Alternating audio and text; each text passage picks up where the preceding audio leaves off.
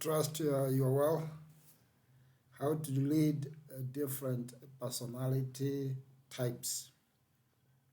Because as a leader, you're going to come across all manner of personality types. The first personality type you're going to come across as you lead is a thinker, somebody who is data driven, someone who is meticulous. They are also they ask a lot of questions and they push data, ask so many questions, and they want to know, they want to learn. So, how do you lead this kind of a personality? One of the things you do is you should be able to prepare enough, have lots of information, ensure that you give them information that they are looking for in advance. Send the minutes early. Don't rush them. Ask for their analysis since they are very good in that. A thinker, they mull and imbibe a lot of information. Someone was sharing, one of our former vice presidents who is late was very ferocious on information consumption, that you would give him a report, a 30-page document, a 50-page document late in the evening, let's say 10 p.m., and you got a meeting the following morning, and you think because he's a cabinet minister that he will not have looked through the document. The following day, you can tell he's on top of the matters in that document. He was a thinker. In fact, he was a former university professor. Second kind of a person you are going to come across in your leadership journey is a driver. They always want to be in charge. When you look at shapes of figures, we say they are triangles. They are very focused. They are direct. They shoot from the hip. They want quality and they hate wasted time. They don't like going round and round and round an issue. They work best under pressure. They are not great in relationships building. They are very good on tasks and projects. And these are the people you find getting involved in what you call re-engineering an organization, or you find they are very good. They are change managers, change agents. And once change has happened, they move on. How do you lead them? Be direct, be brief, provide the information they are looking for. Make their meetings short, snappy, and only provide the details that are required, because they hate mumbling or going around the issues, and also set boundaries, because there are people who are known to break boundaries.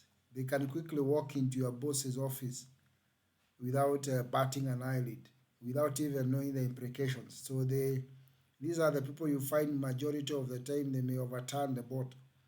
So be direct, brief, and have an eye for quality. The third type of a personality you're going to come across is a connector. They are like sanguines. They love relationships. They are very big on relationships.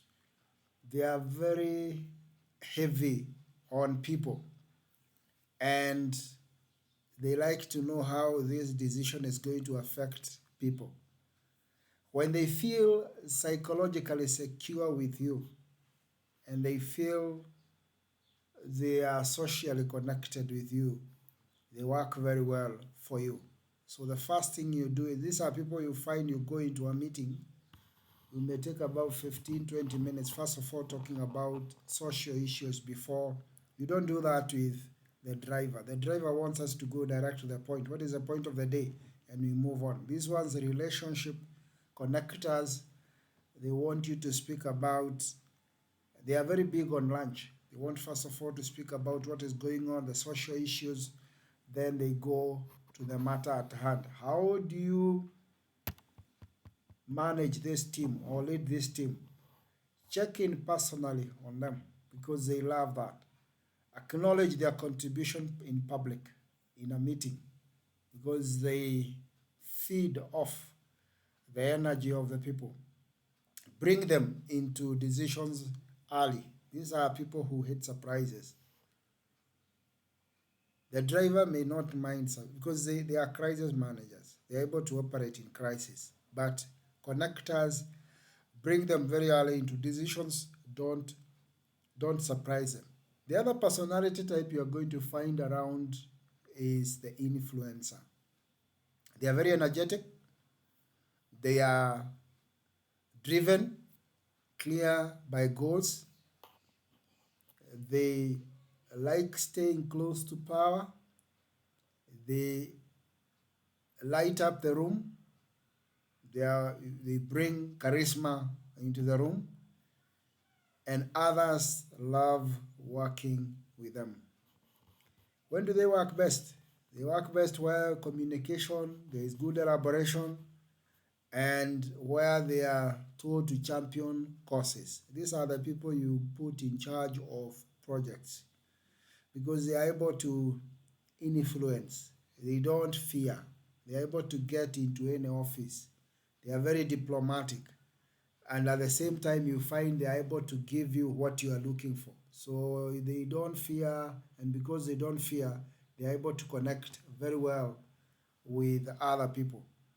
So how do you manage them? Give them projects. Give them some projects to deliver, and especially projects that involve dealing with different types of people because they are able to carry their favor around. Also expose them to senior management because they are able to gel and talk with them. The other type of personality you're going to come across is what you call the stabilizer. These ones, they love a stable, a stable organization, or they're able to stabilize the organization. They are calm. This morning we had a training for one of the farms, one of the apex organization involved in cooperative movement in Kenya, was training their marketing team. And as I was asking the personality types of the marketing team, one of them told me they are very patient, they are very calm, they are collected. So this is a kind of a person we are talking about. They are the quiet forces, and if you are not careful, they may never speak in meetings. But they are the people who stabilize things when things are uncertain. Where do they work best? They work best where expectations are very clear, the environment is stable, and they feel trusted. So, how do you manage this kind of a personality? Avoid sudden changes. They don't like, they misperform if there's in chaotic environments. Recognize their reliability directly and privately, and also give them advance notice whenever you have any changes you want to do. And if there are chaotic environments that you are experiencing, maybe a branch that has become chaotic, these are the people you send there. Or one of the markets where it is becoming unstable, send them there and they are going to stabilize.